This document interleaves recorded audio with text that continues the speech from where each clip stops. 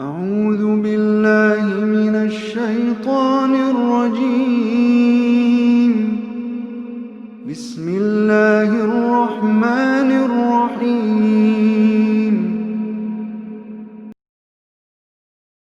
Now, one of the things that there is out there right now is there's two books on the New York Times bestseller list right now. Dawkins, The God Delusion, and the other one is Sam Harris, Letter to a Christian Nation. Now, as for Mr. Dawkins, basically what he does is he takes the best of science and says, look how great we are, rah, rah, rah. And he takes the worst of religion and he says, look how horrible they are, boo, down with religion. You know, not really fair. It's like putting a 90-pound weakling in with Muhammad Ali in the boxing ring and watching him pound him to a pulp. That's not fair. If you want to put Muhammad Ali's science, or really he should be religion, but if you want to put Muhammad Ali science in with religion, you have to find the George Foreman of religion or something. Just there has to be some parity or compatibility.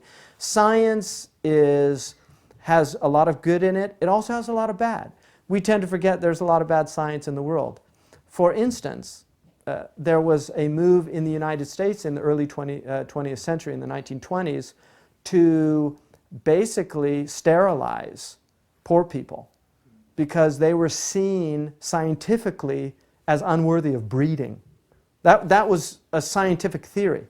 That scientific theory manifests in the Nazi movement because the Nazis believed in the science of eugenics, that they were actually a superior race.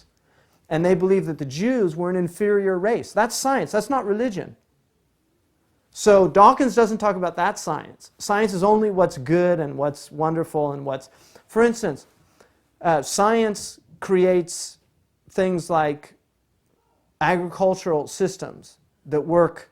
Like now we can put potassium and we can put phosphates into a chemical mix, and instead of allowing land to rest, they used to have crop rotation and allow land to rest, have a period of rest so that they'd let the animals come graze, they would defecate, that defecation would restore the soil to its natural and fertile nature.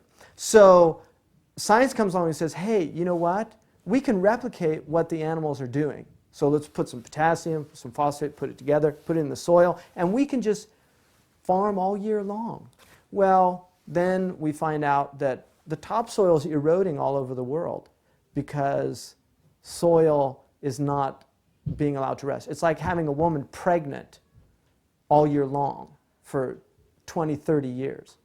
How's she going to feel? So science has its downside as well. Now religion has its downside also. But it's kind of an unfair fight when you take the best of science, the worst of religion, and write a book about that.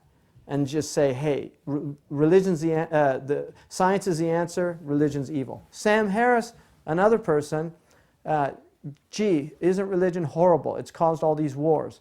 Well, gee, what was the 20th century? World War I, was that about religion?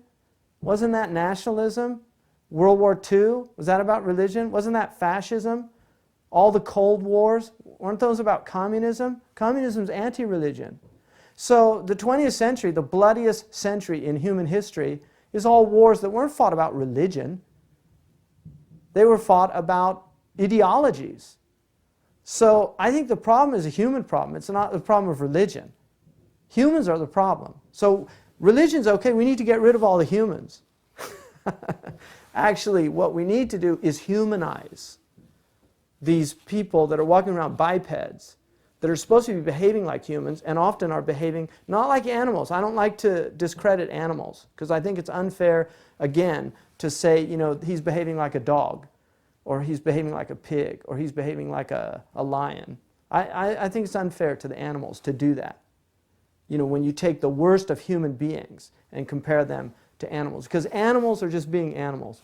Humans, on the other hand, are not being human.